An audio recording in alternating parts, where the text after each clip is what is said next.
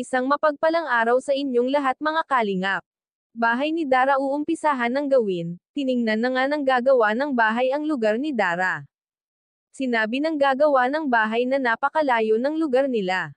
Paano daw hahakutin ang mga materyales kung ganito kalayo ito sa kalsada? Napakalayo naman talaga kung ating iisipin, pero pag pinagtulungan ay magagawa din naman.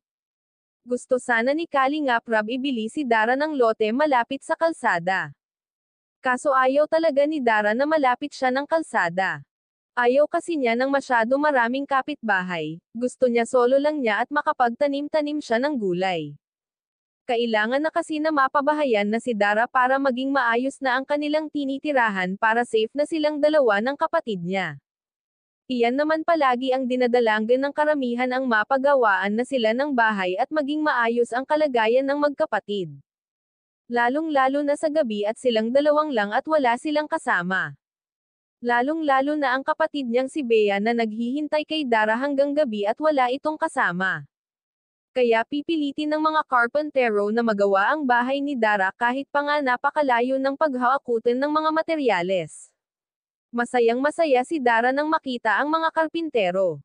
Nakita kasi niya na sinusukat na ang lupa na pagbabahayan nila. Napag-usapan ni Kalingap Rab at ng karpentero kung ano ang disenyo ng bahay. Ang sabi ng karpentero ay katulad na lang daw ng bahay ni Joy. Bago umalis si Kalingap Rab ay binigyan muna si Dara ng panggastos nilang magkapatid.